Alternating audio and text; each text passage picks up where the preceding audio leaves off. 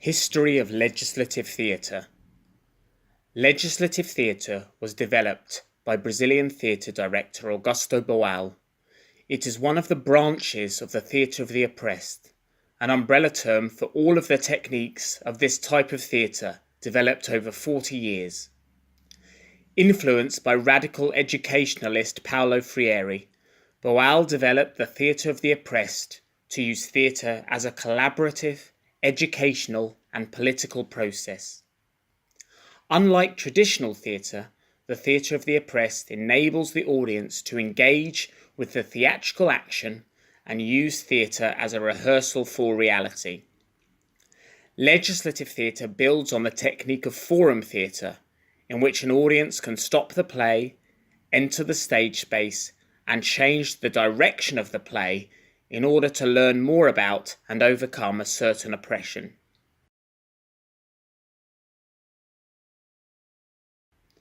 Boal developed the technique of legislative theatre whilst he was vereador, or city councillor, for Rio de Janeiro from 1993 to 1997. The project involved working with many of the diverse and often underrepresented communities in the city to use theatre to propose and vote on new laws, which Boal would then bring to the city chamber. Overall, 13 new laws were passed using this technique. This included a law that all municipal hospitals must have doctors specialising in geriatric diseases and problems.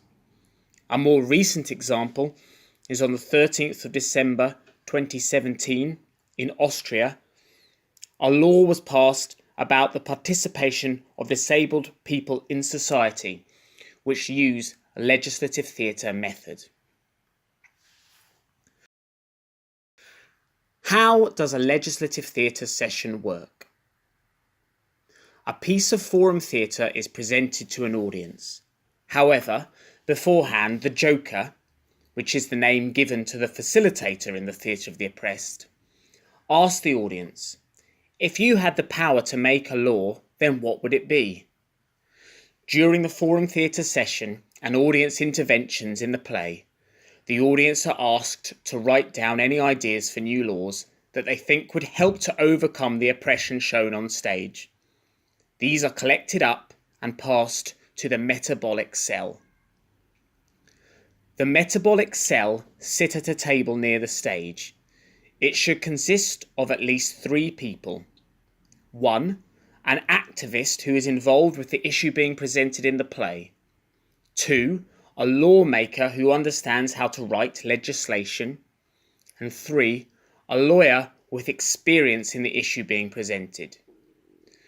During the play and afterwards, it is the duty of the metabolic cell to look at the proposals from the audience and to write down, firstly, any laws that have been suggested that are existing laws, and secondly, 3 or 4 changes to existing laws or new laws that have come from audience proposals.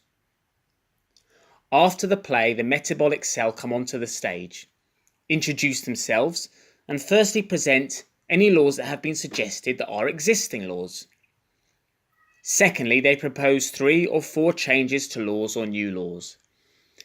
Each proposal is debated by the audience and then voted on using coloured card, green to agree, red to disagree, and yellow for undecided. A majority of green cards means that the law has been voted through by the audience. It is important to note that this is a pre-law-making process. It is now important to find a way to bring these laws to a legislative body in order to make them a reality. This is the big question for those undertaking a legislative theatre project.